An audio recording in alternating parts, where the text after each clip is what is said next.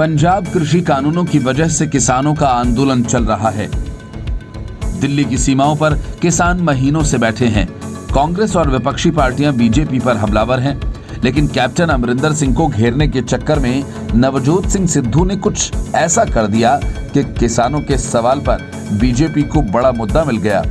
वजह ये कि नवजोत सिंह सिद्धू ने बीजेपी शासित राज्यों की तारीफ कर डाली और अपनी ही सरकार को कटघरे में खड़ा कर दिया। पंजाब के गन्ना किसानों को यूपी और हरियाणा के मुकाबले कम कीमत मिलने से नाराज सिद्धू ने कैप्टन अमरिंदर सिंह पर हमला किया।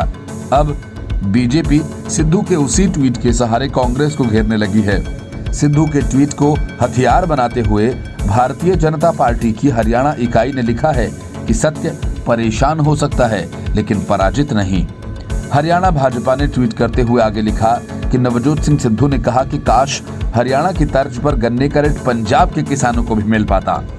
हरियाणा में गन्ने का रेट जहां 350 रुपए प्रति क्विंटल है, वहीं पंजाब में हाल ही में 15 रुपए बढ़ाने के बावजूद महज 325 रुपए प्रति क्विंटल ही रहा।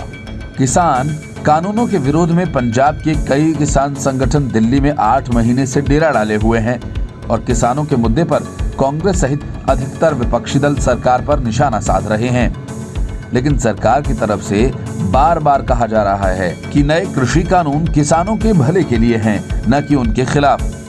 सरकार ने किसानों से ये भी कहा कि अगर किसानों को नए किसान कानूनों के किसी प्रावधान से आपत्ति है तो सरकार उन प्रावधानों को हटाने के लिए तैयार है।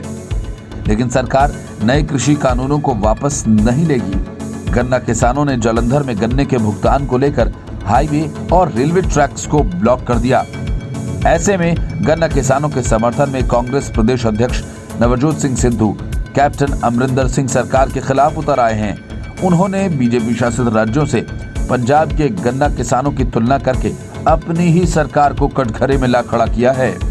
नवजोत सिंह सिद्धू पंजाब के रेल ट्रैक पर बैठे गन्ना किसानों का समर्थन खुलकर कर रहे हैं।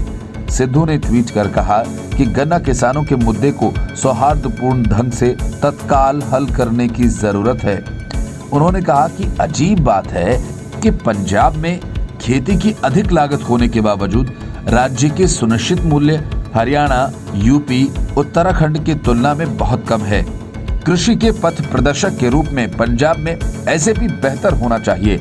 गन्ने के बकाया और एसएपी को लेकर किसानों का आंदोलन पंजाब में बढ़ता जा रहा है। ऐसे में गन्ना किसानों और पंजाब सरकार के बीच रविवार को चंडीगढ़ में बैठक बेनतीजा रही थी। ऐसे में किसानों ने आंदोलन जारी रखने का ऐलान किया। स्टेट अश्योर्ड प्राइस यानी एसएपी को लेकर दोनों पक्षों में करीब 90 मिनट चली बैठक में सरकार अपने विशेषज्ञों की ओर से तय गन्ने के लागत मूल्य पर अड़ी रही, जबकि किसान संगठन अपने हिसाब से तय किए गए लागत मूल्य पर कायम रहे।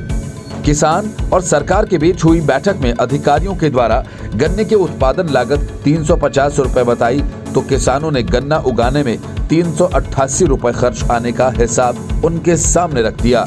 किसानों ने ये तर्क भी दिया कि हरियाणा में गन्ने की उत्पादन लागत 358 रुपए तय की गई है और यही कीमत हमें भी पंजाब सरकार दे।